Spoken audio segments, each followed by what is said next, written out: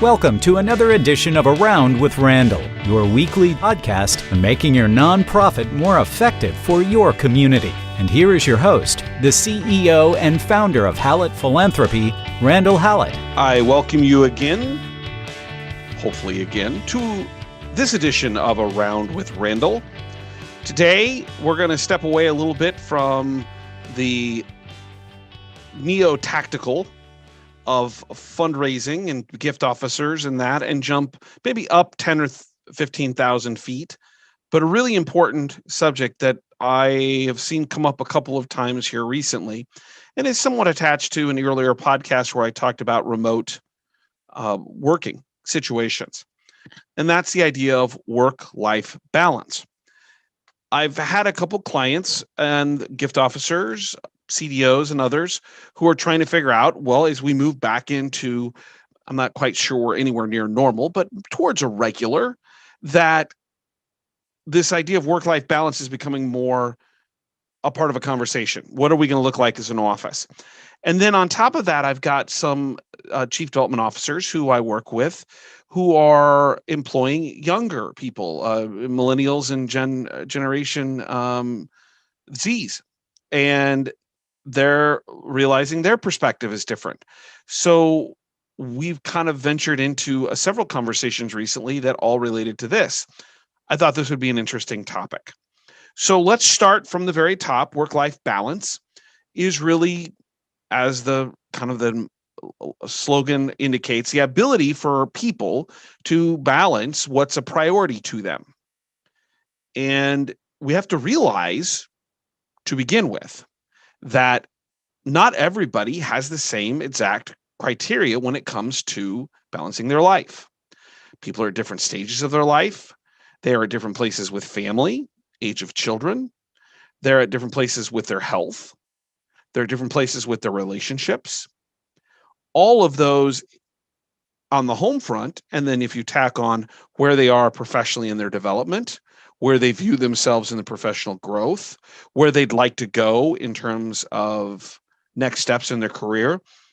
On the professional side, when you put the two together, it creates a mix that's different for every individual person. But some of the statistics around what we're learning more and more about work-life balance are really interesting. And frankly, how poorly we do both as an employee and as a leader in establishing those boundaries, establishing those criteria that individuals want to achieve that balance. Nearly half of the country believes they're workaholics. 66%, so 2/3, believe they have no work-life balance. 77% of employees believe that, or I've experienced that they've burned out in their current job, not the next job, where they're at now. 26% of Americans take work home. I find that number staggeringly low, to be candid, so I'm not quite sure. I'd like to see the little bit of the background on the data on that one.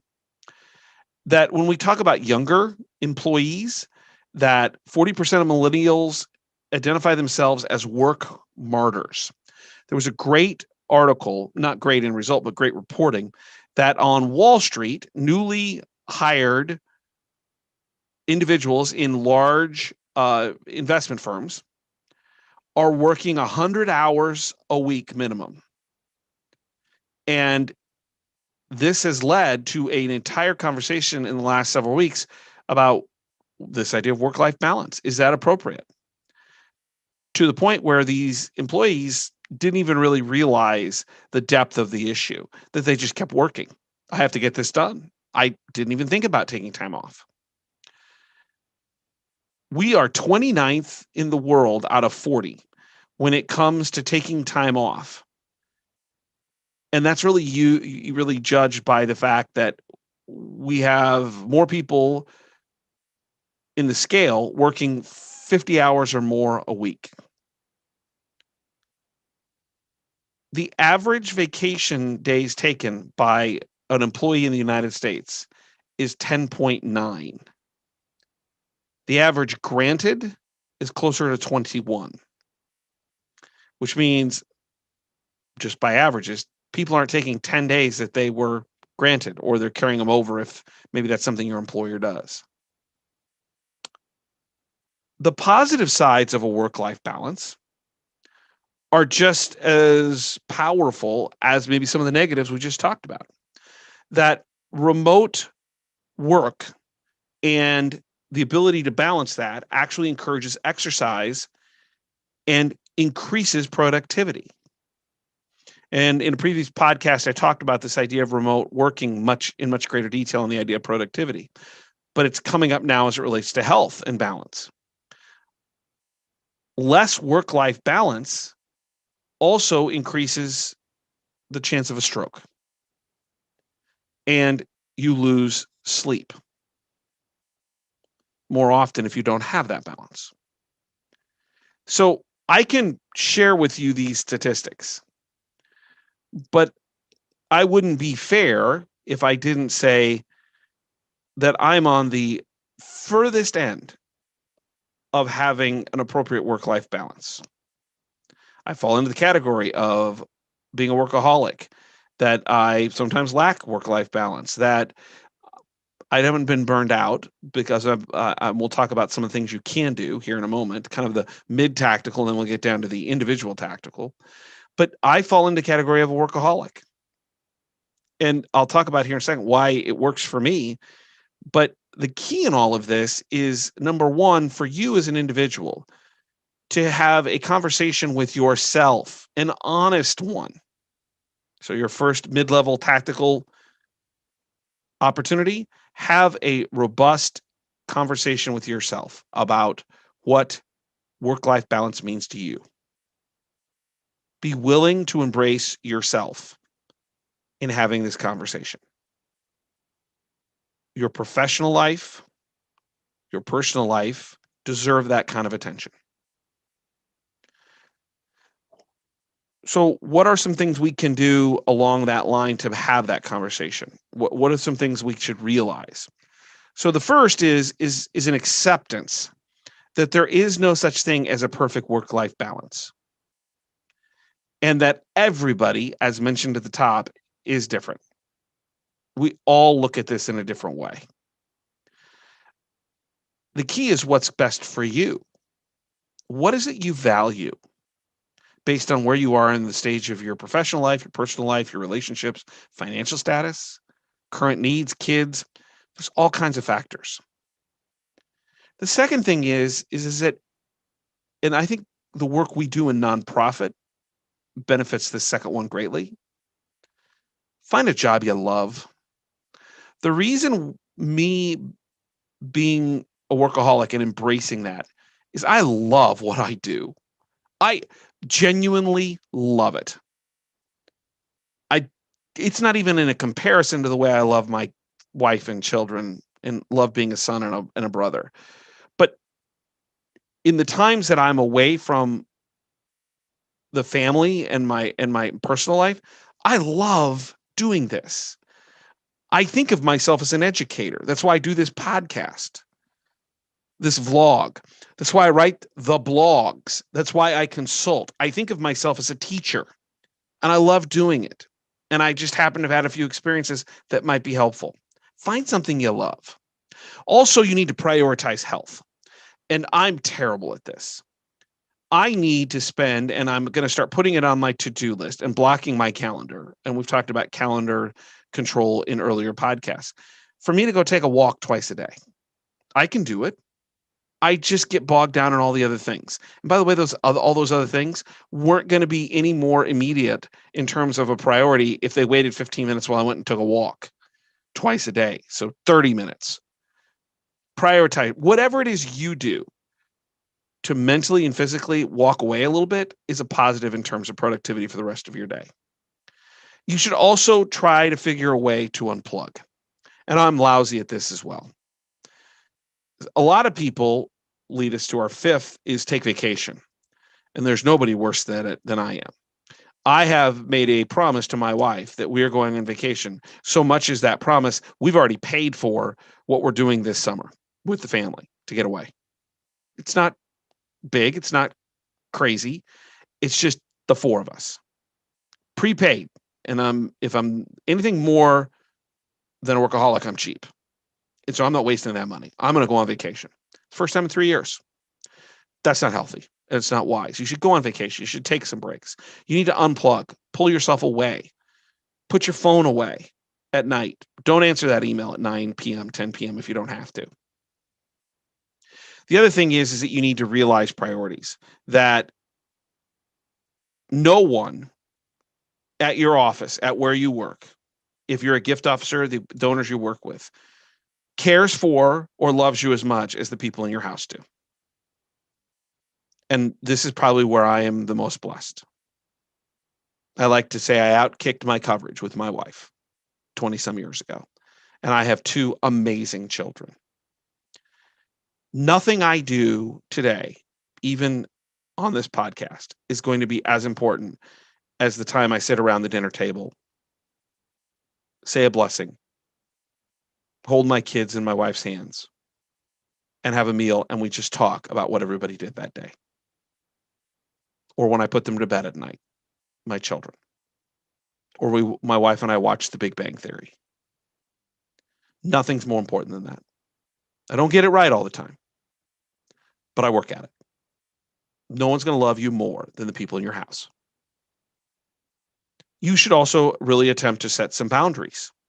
What's appropriate? I have had experiences where I have worked with people who, because it fits their time and schedule, that they send emails and text messages late at night or 4 a.m. in the morning or on the weekend and expect people to respond. I'm not saying that's innately wrong, but what I am saying is if you haven't clarified the boundary and we'll talk about management and leadership versus employee here in a few minutes, that if you haven't established those boundaries, then people might assume it's okay. It's all right to say, when I'm doing this, I'm separated from work. The last thing is to set goals, both personally and professionally. When you do that, you're more likely to balance your life, particularly if you have personal goals, personal things you want to accomplish. And they don't have to be degrees or this or that. Maybe it's just time. I want to coach my son's team. I want to make sure I make all the recitals for my daughter. So the mid-level tactical is number one, is this idea of accept it's not perfect. Number two is find something you love to do. Number three is prioritize your health. Number four is unplug. Number five is use that vacation to do so. Number six is realizing priorities, that the people who care and love you most are going to be at your house, at your home, your family. That setting boundaries is important, both as the leader and as the employee. And lastly, setting goals is going to help. So let's go into the nuances of tactics, manager, leader, supervisor, whatever, versus employee. So number one, we'll start with the manager. As we've talked about before, COVID's changing all of this. If you're not adjusting, you're going to lose good people. And it's going to be contrary to maybe what your organization's trying to accomplish. You're going to have to adjust. Know your employees individually. You have a responsibility as a leader to figure out what is important to them. And when you do so, that's going to help set boundaries. Simple, easy. If you have someone who's religious, Saturday and Sunday mornings or whatever they do for their church services, maybe a time that is a huge boundary. Or the idea of religious holidays, whether it's Rosh Hashanah, Passover, Hanukkah, Ash Wednesday, Easter Monday, respecting people's boundaries and what's important to them will give you a great deal of credibility as a leader, that you recognize what their priorities are personally. That's an example. There are a lot of them. Kids' sports, travel, going to football games, whatever it is, figure that out. Be a good example. Try, and I fail miserably, try to do what you actually say is important. I like to work and get things done at odd times because I'm up early and up late and my family's asleep. But I'm very careful, and I always was, with employees say, look, if I send you an email at 11, I am not expecting you to return it. It's just convenient for me. So even if you're not working alongside of the time frame, explain why and what you expect the response to be. I never expected anybody to respond. It was just my way of getting something done. And when I explained that, they went, oh, so it can wait in the morning? Absolutely. I don't need you to respond to me. It was just my time. Discuss the options with your employees. What can they do? What can't they do? How do you work together to build a plan, to set a proper expectation? And most importantly, stay up with the trends. COVID has forced us into this idea of Zoom meetings and a work-life balance maybe a little bit differently from home. Zoom was present before COVID. We just didn't use it. COVID forced us. That's an example of where trend might have been better sought before COVID than after in terms of your ability to do as a leader what's best for your employees. As an employee, you have some opportunities too. Number one, be open to what's important. Tell your supervisor, your boss, your manager, this is really a priority to me. Be respectful, but also be reasonable. Number two, you can't have everything. The organization still has to function. And so the organization may make some decisions. Is that a priority to you? Number three, realize, like it or not, the more you make, the less work-life balance will be expected. I'm not saying I agree with it, but what I know is as I've been very fortunate to grow in my career, there were more demands on my time. And I think we just have to be aware of that. And lastly, prove yourself, the most important. If you show you can deliver with that work-life balance, your employer will give you an immense amount of latitude to find the level that meets with your expectations. Great employees are hard to find. People who model the mission and deliver the end result, they're hard to find. If you show that you're one of those people, you will put yourself in a position to have a lot more flexibility. Work-life balance. We're going to talk more about it as we come out of COVID because people are going to be forced back into old routines. We're going to find out where organizations are, where leaders are, and where employees are in a much heightened way than we did before COVID because we've had this experience that's changed the way we look at it. Just a couple of reminders, as I always do. If you have a comment or a recommendation, this show was recommended originally by one of my clients and a gift officer who said, hey, have you thought about this? And I thought, well, gosh, I just was talking about this. It kind of brought together. You can talk to me about this. You can do so by emailing me at podcast@hallettphilanthropy.com. That's 2 L's and 2 T's. Or if you disagree with something I said, you email me at Reeks, REEKS, Reeks@hallettphilanthropy.com. My homage to Clark Howard. Clark stinks. If you disagree, let me know. I'd like to hear about it. Also, blogs are up, 90-second reads. Saw some interesting things the last couple of weeks that might be worthy of your attention. We'll get that on the website.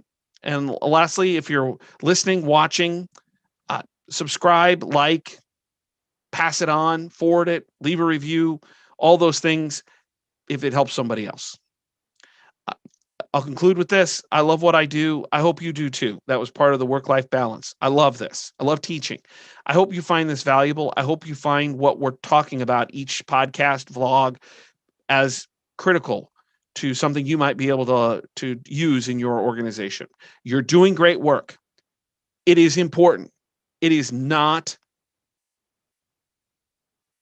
missed in the large scheme. You are helping people whose lives are challenged.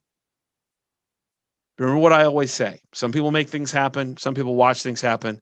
Then there are those who wondered what happened. And nonprofit work is all about being people who make things happen and partnering with those in our community who want the same for people who are wondering what happened. And that, my friends, there's nothing better to start your thought process on work-life balance. Hope you have a great week. Thank you for joining me here on Around with Randall. We'll see you next time. And don't forget, make it a great day.